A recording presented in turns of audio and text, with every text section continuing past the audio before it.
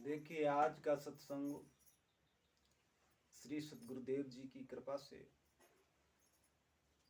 आप सभी भक्तों के बीच में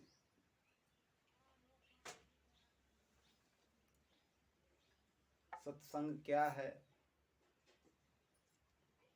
सत्संग सुनना क्यों अनिवार्य है, इससे हमें क्या लाभ है। कहा गया है कि बिन सत्संग न हरि कथा, ते ही बिन मोह न भाग, मोह गए बिन राम पद, होय न दृढ़ अनुराग। जैसे आप लोग कहते हैं कि हम कथा सुन रहे हैं या सुनना चाहते हैं, लेकिन राम कथा सुनने से पहले सत्संग जरूरी है। भागवत सुनने से पहले सत्संग सुनना समझना जरूरी है। यदि आपने किसी महापुरुषों का सत्संग नहीं सुना और भागवत सुनने या कथा सुनने के लिए तैयार हो गए, तो आप उसके बारे में नहीं समझ पाएंगे कि कथा क्या है और भागवत क्या है। देखिए, कथा है और भागवत जो है वही कथा है, वही भागवत है। जिसे कहते हैं ना भागवत कथा। और भागवत कथा सुनने से कहते हैं मोक्ष होता है। तो क्या यही जो सुनाते हैं यही क्या असली कथा है? जैसे जो कथावाचक बताते हैं, आप भागवत सुनते हैं या कथा सुनते हैं, तो क्या यही कथा है? कथा, ये कथा की हिस्ट्री है। जिसने कथा को सुना था,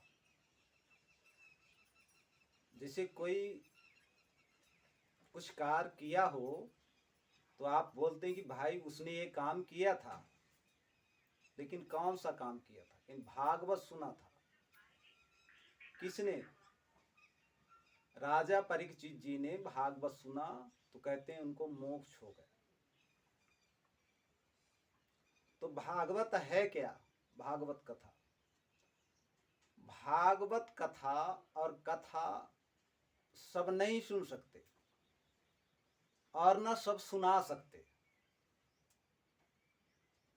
स्पष्ट तुलसीदास जी ने रामचरितमानस में लिखा है कि राम कथा के जोई अधिकारी, जिनको सत्संगत महिमा अति प्यारी।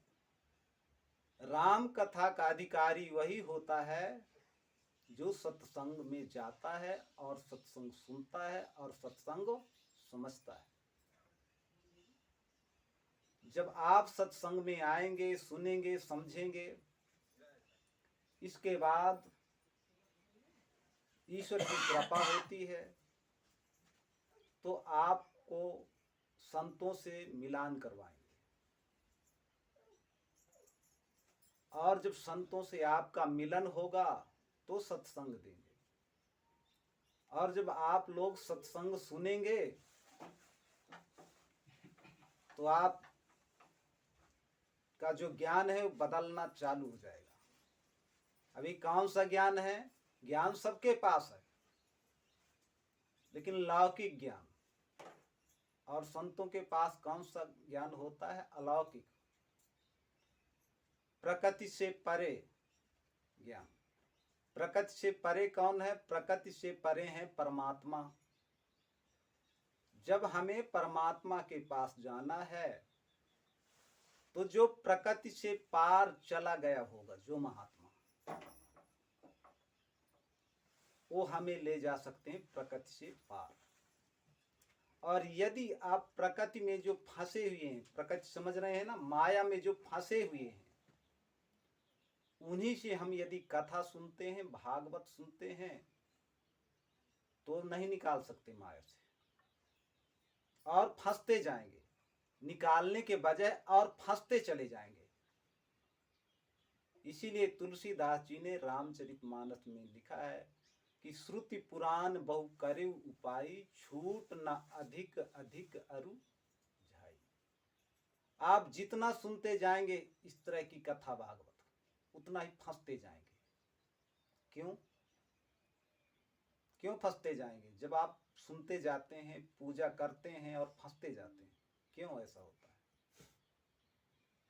क्योंकि आपने सत्संग सुना नहीं, और सुना तो समझा नहीं। जैसे किसी ने बता दिया ये रास्ता है, चले जाना,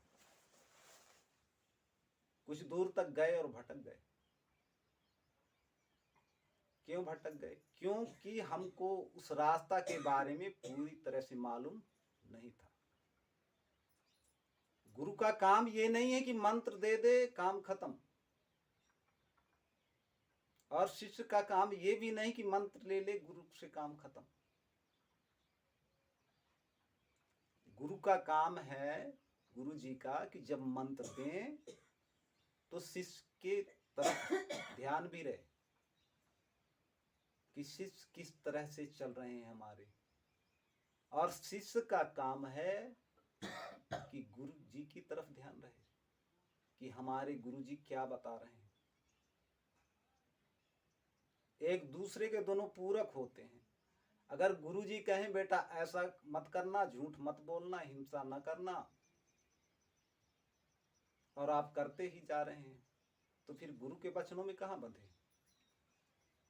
आप अपने तरफ जा रहे हैं, गुरु जी यहां बता रहे हैं। ऐसे भक्तों का भाव सागर से पार होना मुश्किल हो जाता है। उन्हीं को क्या लग जाता है? गुरुद्रोह। तो जिस भक्त को भक्ति प्राप्त हो गई है और जिन्हें भक्ति प्राप्त करना है, तो भक्ति प्राप्त करने से पहले क्या बताया जाता है उसके बारे में अच्छी तरह से सुन समझ ले, और धीरे धीरे अपना ढंग बदल दें, रहने का तरीका बदल दें, बोली भाषा बदल दें। जैसे झूठ बोलते थे तो झूठ मत बोलें, चोरी करते थे चोरी मत करें, हिंसा करते थे हिंसा मत करें, क्रोध खूब करते थे क्रोध खूब न करें। मतलब कोशिश ये रहे कि काम, क्रोध, लोभ, मोह, अहंकार ये भक्ति के विपरीत होते हैं। जिनके पास ये 5 चीजें हैं, तो भक्ति में प्रवेश पाने के बाद भी वो भक्ति पथ पे नहीं चल सकता। जिनके अंदर एक काम, क्रोध, लोभ, मोह, अहंकार हैं, और इन काम, क्रोध, लोभ, मोह, अहंकार को हटाकर संयम, विवेक, संतोष, क्षमा, दया, विवेक, क्या? संयम, दया, क्षमा, विवेक, संतोष, ये किस तरफ ले जाएंगे? ईश्वर की तरफ। ये ही भक्ति के अंग हैं, ये भक्ति के अंग हैं।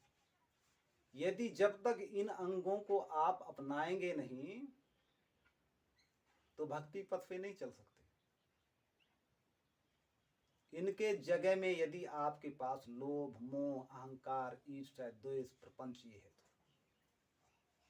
तो आपको ये लगेगा कि हम भक्ति खूब कर रहे हैं, लेकिन आपकी भक्ति सही दिशा में नहीं जाएगी। जैसे लोग खूब करते हैं ना पूजा पाठ, जप तप, देखने में लगता है कि कर रहे हैं, लेकिन वो सही दिशा की ओर नहीं जाता। क्यों नहीं जाता? क्योंकि बिन सत्संग के उसे ज्ञान ही नहीं होगा कि हम सही दिशा में जा रहे हैं कि गलत दिशा में जा रहे हैं। और ऐसे करते करते उनका मानव जीवन खत्म हो जाता है। और जब मानव जीवन खत्म हो गया, मृत्यु हो गई, कुछ नहीं कर पाए, तो फिर किस योनि में जाना पड़ेगा? 84 लाख योनि में जाना पड़ेगा। और जिसने भक्ति प्राप्त किया और भक्ति प्राप्त कर